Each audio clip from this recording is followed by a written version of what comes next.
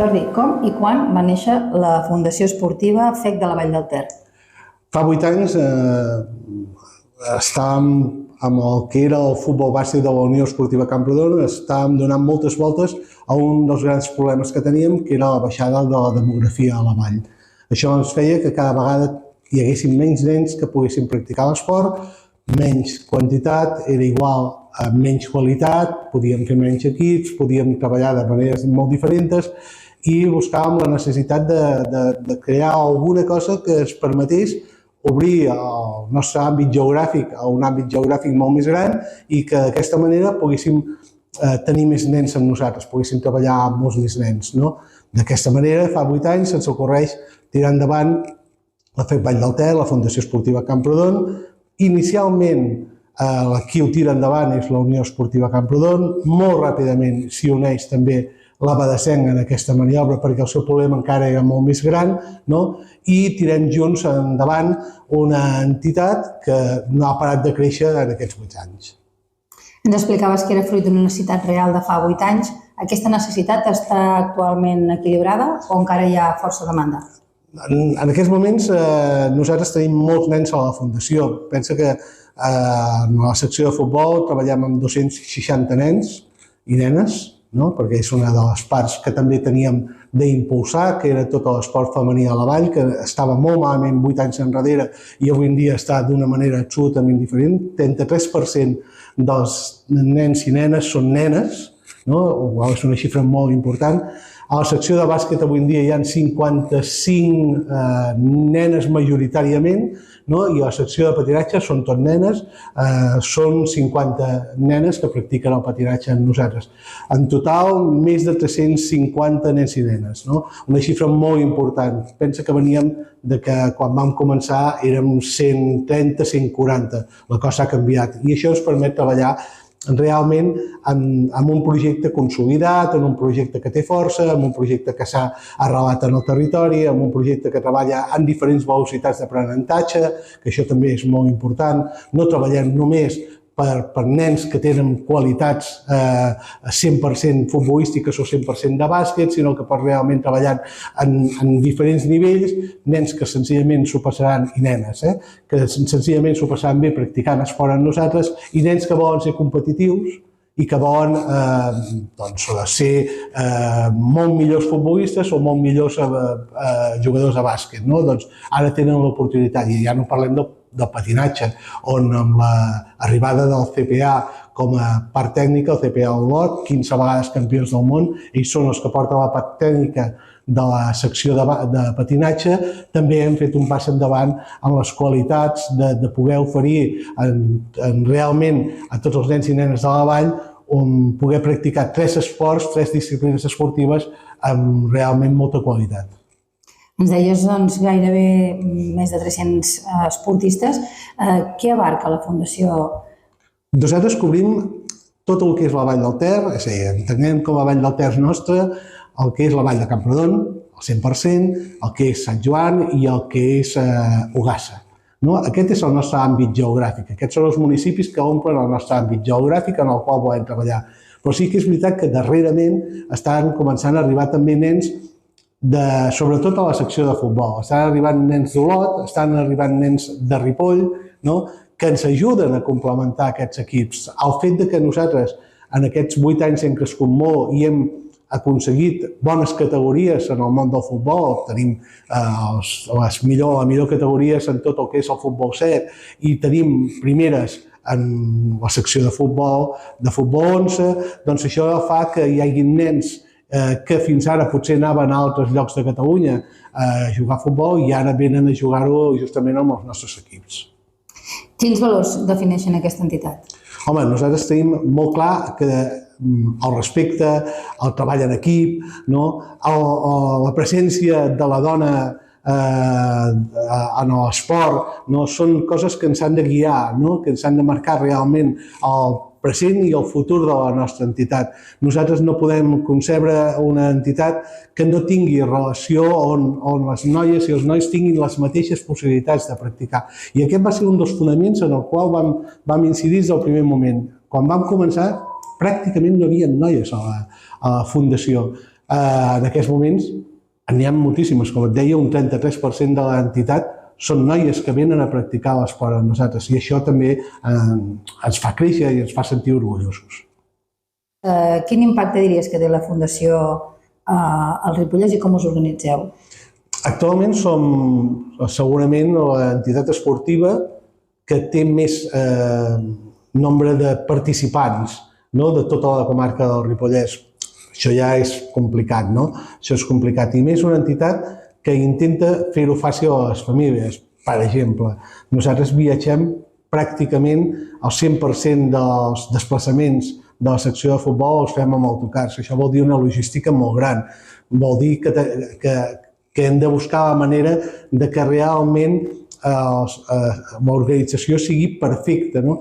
Els entrenaments, els desplaçaments als entrenaments entre les dues seus, perquè tenim dues seus, una seu a Sant Joan i una seu a Camprodon, vol dir que hi ha un dia a la setmana que els nens s'entrenen a Sant Joan i un dia a la setmana que els nens s'entrenen a Camprodon. Vol dir que aquests desplaçaments els fem en Teissa, no? Tota aquesta logística és la que ens complica el fet de ser una entitat tan gran, no? Nosaltres tenim una bona organització, tenim un bon personal. Ha estat una de les coses amb les quals hem incidit des del començament. Quan es va dissenyar la fundació, quan vam començar a crear-la, un altre dels conceptes que teníem clars és que teníem de tenir els millors entrenadors. Millors entrenadors dintre del nostre àmbit geogràfic. Nosaltres no podem anar a buscar entrenadors a Barcelona ni podem anar a buscar a Girona. Però dintre del nostre àmbit geogràfic hi ha gent que entén molt de bàsquet, que entén molt de futbol. En patinatge en teníem, però no en tenim en aquests moments. D'aquí la relació amb el CPA Olot, que són els nostres veïns, no? Però teníem de tenir bons entrenadors. I això és una de les coses que també ha fet molt bé la Fundació, tenir bons professionals que venen a col·laborar desinteressadament amb nosaltres per fer que els nostres nens i nenes puguin gaudir al màxim d'aquest esforç.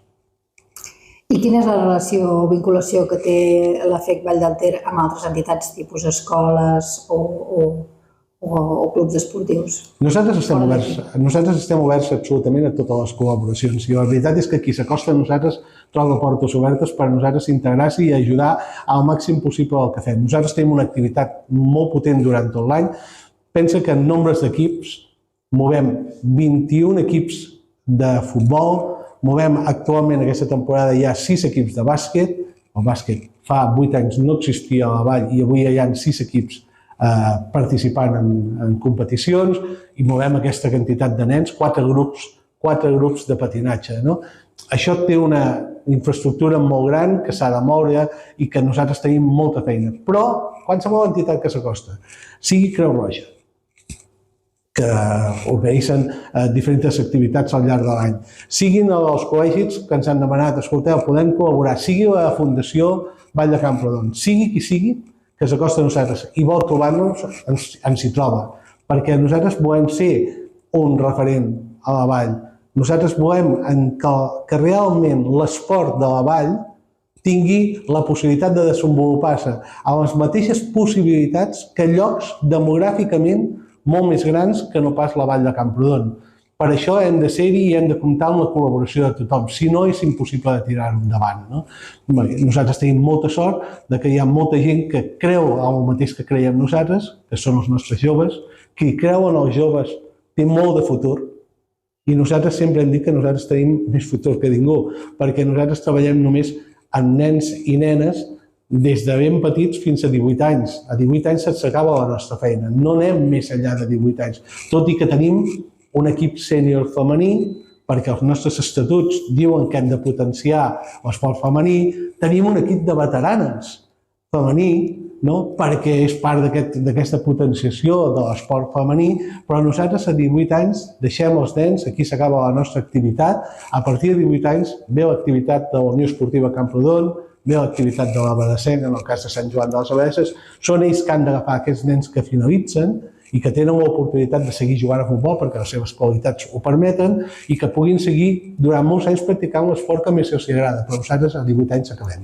Ens explicaves que heu fomentat molt l'esport femení. Sí. De fa 8 anys en ara ha crescut desorbitadament, no? Sí, un 33%, és a dir, un 33% de l'entitat. És a dir, 33% de l'entitat és que avui en dia en tenim més o menys 125.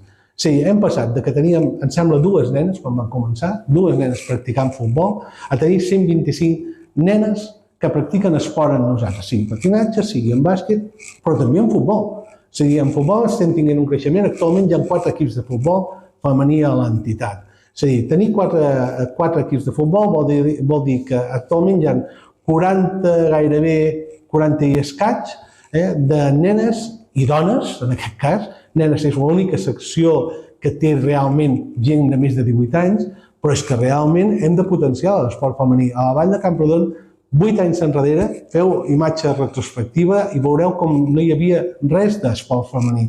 No hi havia bàsquet, no existia. Havia el patinatge, hi havia 14 nenes que feien patinatge en aquell moment, quan nosaltres vam començar i es van quedar amb el patinatge de Camprodon a dintre de la nostra entitat. Hi havia 14 nenes, avui en dia n'hi ha 50. Les coses s'han canviat en 8 anys.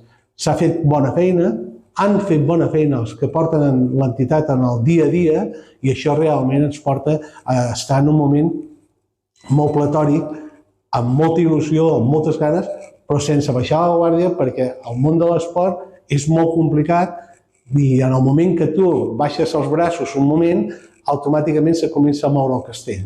És qüestió que el castell sigui molt sòlid, que tingui uns fonaments molt sòlids, crec que els tenim, crec que en això ho hem fet molt bé i que tenim molt de futur per endavant. I quines propostes o iniciatives organitzeu durant l'any?